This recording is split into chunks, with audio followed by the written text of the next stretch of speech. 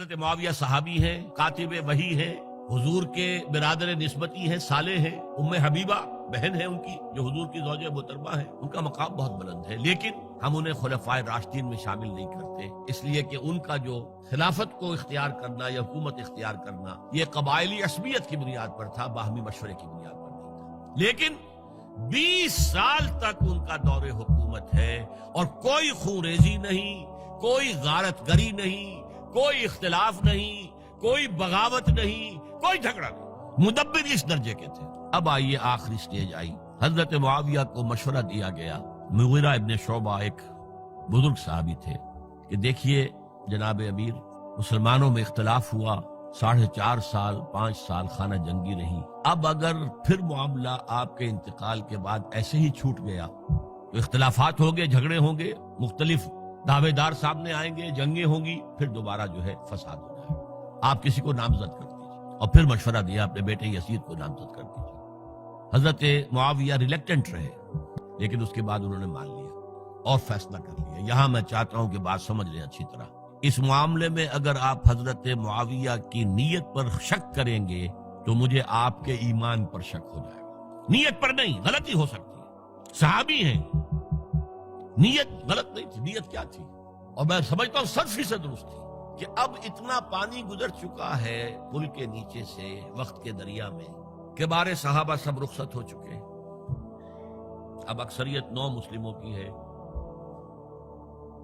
عصبیتیں بھی ہیں، قبائلی عصبیتیں ختم تو نہیں ہوئی، لہذا جب تک کوئی قبائلی عصبیت پیچھے نہیں ہوگی حکومت کے، حکومت نہیں چل سکے گی۔ یہ ابن خلدون کا لفظ ہے، عصبیت، کوئی چیز جو جوڑے آپ کو۔ تو دینی عصبیت اب کمزور پڑ گئی ہے، اس لیے کہ حضور نے جن کو تربیت دی تھی وہ اب گئے، اکثر و بیشتر گئے۔ اب اگر ایسے ہی چھوڑ دیا گیا اور کوئی قبائلی عصبیت پشت پر نہ آئی تو پھر خانہ جنگی ہوگی، 5 سال تک ہوئی۔ اس بنا پر انہوں نے اسے صحیح سمجھا۔ آپ اختلاف کر سکتے ہیں، صحابہ کی رائے سے اختلاف ہو سکتا ہے، لیکن آپ ان کی نیت پر شک نہیں کر سکتے۔ بہرحال واقعہ کیا ہے تاریخی اعتبار سے کہ یہ 10ویں سال میں نامزد کر دیا یزید کو اپنے بعد خلیفہ کے لیے، ولی عہد۔ اس وقت تقریباً سب نے بات مان لی سوائے 5 افراد کے۔ وہ 5 افراد بہت اہم تھے، بہت اہم۔ ابو بکر اہم ترین آدمی تھے، ان کے بیٹے عبد الرحمن ابن ابو بکر۔ عمر نمبر 2 تھے، عبداللہ ابن عمر۔ زبیر عبداللہ ابن زبیر۔ عباس عبداللہ ابن عباس، اور حسین ابن علی۔ حضرت حسن کا انتقال ہو گیا۔ اہل تشیع کا کہنا یہ کہ زہر دیا گیا، واللہ اعلم، میں کچھ نہیں کہہ سکتا۔ میں کوئی تاریخ کا محقق اس معنی میں نہیں، میں موٹی موٹی باتیں جانتا ہوں۔ بہرحال انتقال ہو گیا تھا، 5 آدمیوں نے نہیں مانا، لیکن دیکھیے یہ تھی تدبر کی بات حضرت امیر معاویہ کی۔ کوئی دباؤ نہیں ڈالا، کوئی جبر نہیں کیا، کوئی کسی کو نقصان نہیں پہنچایا کہ نہیں مان رہے تو یہ کر دیں، نہیں۔ دیکھیں گے جب وقت آئے گا۔ جب وقت آیا حضرت معاویہ کے انتقال کے بعد، اب ایک صاحب جا چکے تھے، حضرت عبد الرحمن ابن ابی بکر فوت ہو چکے، اب 4 رہ گئے۔ 3 عبادلہ، عبداللہ ابن عمر، عبداللہ ابن عباس، عبداللہ ابن زبیر، ایک حسین ابن علی رضی اللہ تعالی عنہم اجمعین۔ جب بیعت ہو گئی یزید کی تو اب ان کے درمیان اختلاف ہوا۔ یہ بات اچھی طرح سمجھ لیجئے، تاریخی حقائق، موٹے حقائق کو چھوڑ کر باریکیوں میں جب پڑھتے ہیں تو معاملہ غلط ہو جاتا ہے۔ موٹے حقائق کو سمجھیے، جیسے کہتے ہیں میکرو اکنامکس اور مائکرو اکنامکس۔ میکرو ہسٹری جو ہے، 2 ایک طرف ہو گئے، 2 ایک طرف ہو گئے۔ عبداللہ ابن عباس کی رائے ہوئی کہ اگرچہ یہ غلط کام ہوا ہے، یہ قیصر و کسریٰ کی سنت پر عمل ہو رہا ہے، لیکن یہ ایسی بڑی بات نہیں ہے کہ خون ریزی شروع کر دی جائے اور امن و امان ختم ہو جائے۔ یہی بات عبداللہ ابن عمر کی ہو گئی. یہ دو تو ایک یکجا ہو گئے. مصلحت کہہ لیں جو بھی سمجھے، لیکن نیت پر حملہ نہیں کر سکیں گے آپ. دیانتاً انہوں نے یہ سمجھا کہ اب جب کہ ہو گیا معاملہ تو ٹھیک ہے. حرام مطلق تو کہیں نہیں لکھا ہوا قرآن کے اندر کہ بیٹا نہیں ہو سکتا، کہیں نہیں لکھا ہوا. بہرحال ان دو کی رائے یہ ہوئی کہ اگرچہ کام غلط ہے لیکن اتنا غلط نہیں ہے کہ اس کو چیلنج کیا جائے اور اس سے جو ہے خانہ جنگی شروع ہو جائے اور فساد شروع ہو جائے. دو کی رائے یہ ہوئی کہ نہیں، we have to challenge it come what میں.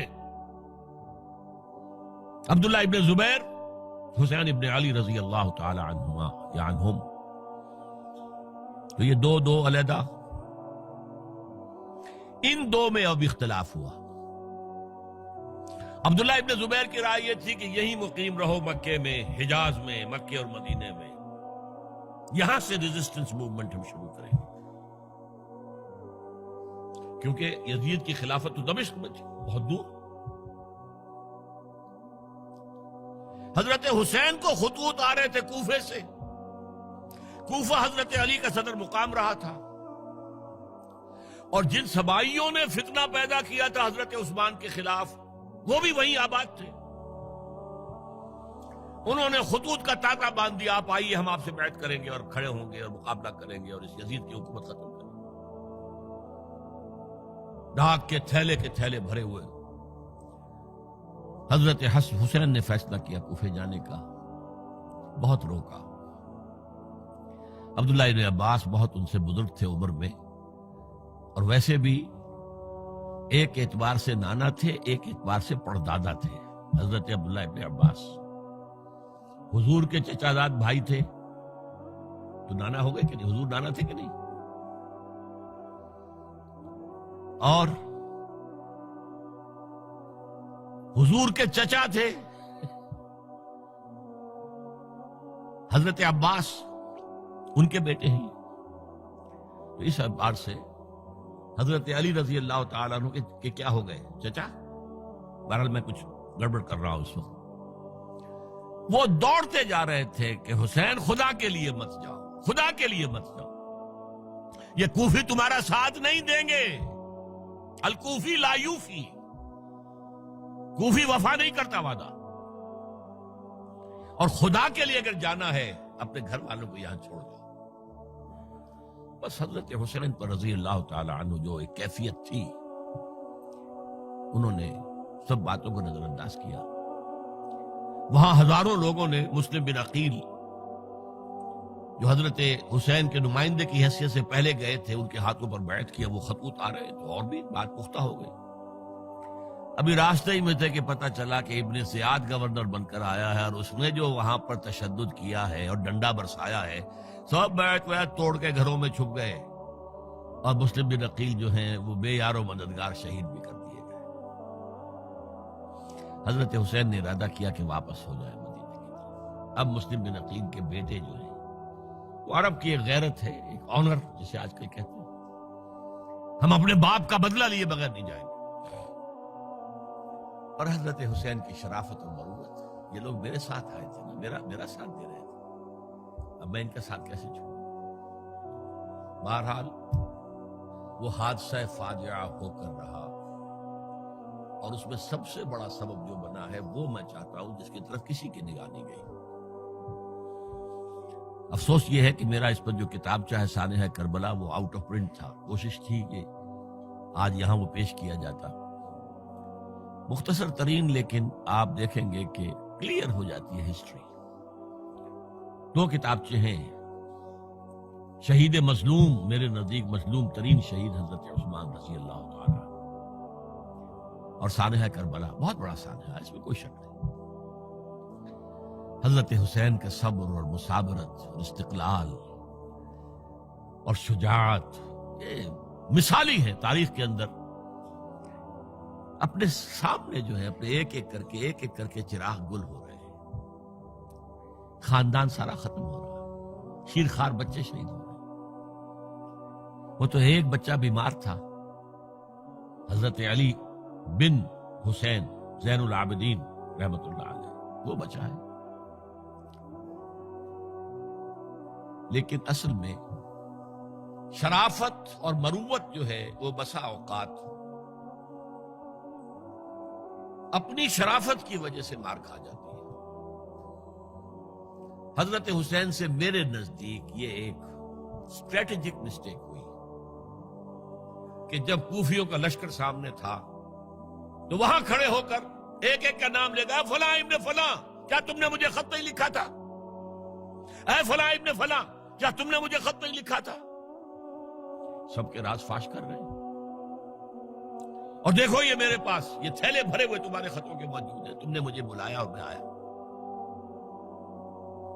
یہ بات تھی جس کی بنا پر اب ان کے لیے کوئی چارہ نہیں تھا کہ انہیں شہید کر دیں، ورنہ تو یہ ہمارا بھانڈا پھوڑ دیں گے جا کر یزید کے پاس، تو ہماری کھالیں کھنچ جائیں گی۔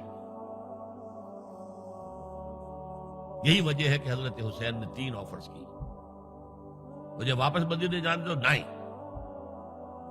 مجھے یزید کے پاس جانے دو، نہیں،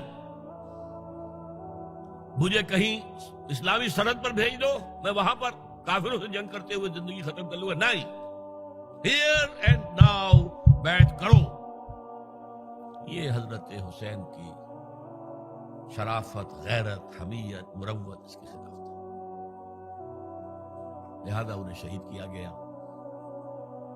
اور پھر خیموں کو آگ لگائی گئی۔ یہ نوٹ کیجئے کیوں لگائی گئی؟ اگر تو یہ غصے اور انتقام میں اور وینجینس میں ہوتا تو حضرت علی بن حسین زین العابدین کو بھی شہید کرنا چاہیے تھا، نہیں کیا۔ اگر یہ اس طرح کا معاملہ ہوتا تو خواتین کی بے حرمتی ہوتی، نہیں ہوئی۔ یہ خیمے کیوں جلائے؟ تاکہ وہ جو ایویڈنس ہے وہ ختم ہو جائے، ہمارے خلاف یہ جو ڈاکومنٹری پروف لیے پھر رہے ہیں، خیمے جلیں گے اور یہ تھیلے بھی جل جائیں گے اور یہ خطوط بھی جل جائیں گے اور ہم بچ جائیں گے۔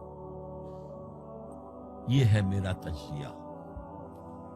بہرحال اس میں کوئی شک نہیں کہ تاریخ انسانی کے عظیم حوادث میں سے وہ ہے، اور میرے نزدیک حضرت حسین رضی اللہ تعالیٰ عنہ کا اختلاف کر سکتا ہے، جو چاہے کرے، حضرت حسین سے اختلاف کرے اور اتفاق کرے حضرت عبداللہ ابن عمر، عبداللہ ابن عباس کے ساتھ، تب بھی ٹھیک ہے، اور اگر حضرت عبداللہ ابن عباس اور عبداللہ ابن عمر سے اتفاق کرے اور حضرت حسین ان سے اختلاف کرے، تب بھی شک ہے۔ معصوم کوئی نہیں، ہمارے نزدیک معصومیت خاصہ نبوت ہے، نبوت ختم ہوئی حضور پر، معصومیت ختم ہوئی، غلطی ہر ایک سے ہو سکتی ہے اور آپ رائے رکھ سکتے ہیں، لیکن کسی صحابی کی نیت پر حملہ نہیں کریں گے۔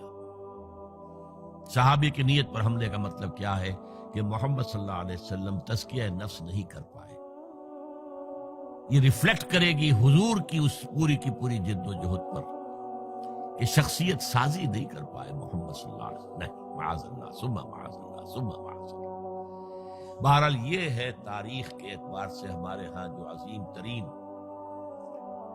ذی الحج کے مہینے میں حضرت عثمان شہید ہوئے تھے، 28 ذی الحج کو حضرت عمر پر حملہ ہوا تھا، 1 محرم کو ان کی شہادت ہوئی تھی، 10 محرم کو یہ سانحہ کربلا پیش آیا تھا۔